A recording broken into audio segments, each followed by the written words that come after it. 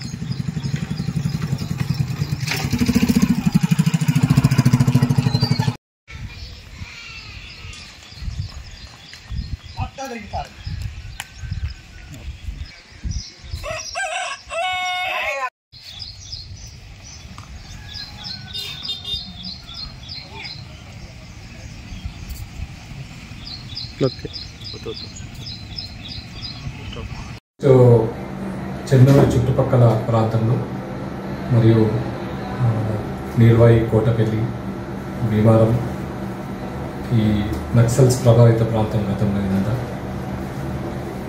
దాదాపు ఈ 10 సంవత్సరాల నుంచి మన దగ్గర మావోయిస్టులు లేనప్పటికీ కూడా అభివృద్ధి అనేది ఎంతవరకు మనం జరిగిందన్న దాని మీద అందరూ జనాలల్లా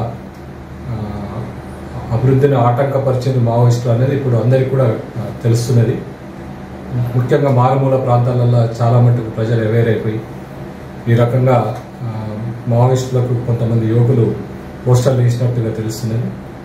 ఈ పోస్టర్స్లో మీద, ఈ కరపత్రాల మీద మేము సరైన విచారణ చేపట్టాం. దీని మీద కూడా ప్రాపర్గా ఎంక్వైరీ చేస్తాం. ఏదేమైనప్పటికీ కూడా మావోయిస్టు సిద్ధాంతం అనేది చెల్లని సిద్ధాంతం ఎప్పుడో పాత రోజులు వెళ్ళిపోయినాయి. ఎవరైనా మావోయిస్టులు ఇప్పుడు ఈ రోజుల్లో మనం చూసినట్టయితే ఛత్తీస్గఢ్లో కానీ, తర్వాత పక్కనున్న సిరివంచలో కానీ చాలా మట్టుకు మావోయిస్టుల ఏరువేత జరుగుతుంది. దయచేసి ఎవరైనా మావోయిస్టు వైపు ఎవరైనా మొగ్గు చూపాలనుకున్న ఎవరైనా కూడా మావోయిస్టుల వైపు వెళ్ళకండి. ఏదైనా కూడా పోలీసులు, ప్రభుత్వాన్ని ఆశ్రయించండి. ఖచ్చితంగా మేము మీ భూ సమస్యలు కానీ లేదా ఇతర మీ సమస్యలన్నీ కూడా మేము తీర్చడానికి సిద్ధంగా ఉన్నాం. ఈ కరపత్రాలు వేయడంలో తప్పేం లేదు అనిపిస్తుంది. వాళ్ళు ఇక్కడ ఉన్నటువంటి పరిస్థితులు అవగాహన చేసుకుని, అంటే యాక్చువల్గా ఆదివాసులు కానీ మారుమూల ప్రాంత ప్రజలంతా కూడా అడవికి రెగ్యులర్గా వెళ్తూ ఉంటారు. ఆకు ఇప్పుడంతా కూడా ఆకు సీజన్. ఆకు తీసుకొస్తేనే వాళ్ళకు 4 డబ్బులు వచ్చి వాళ్ళు ఇది చేస్తూ ఉంటారు.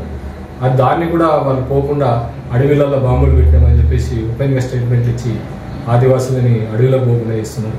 అదేవిధంగా మారుమూల ప్రాంతాలలో రోడ్లు వేయకుండా చేయడం, మారుమూల ప్రాంతాలలో ఎలాంటి ప్రభుత్వ కార్యక్రమాలు చేరకుండా వీళ్ళు అడ్డుకోవడం జరుగుతుంది. ఇదంతా గ్రహించి కొంతమంది చైతన్యవంతమైన యువకులు ఈ పోస్టర్లు వేసినట్టుగా అనిపిస్తుంది. దీని మీద కూడా తగిన విచారణ జరిపి ప్రాపర్గా ఇది చేస్తారు.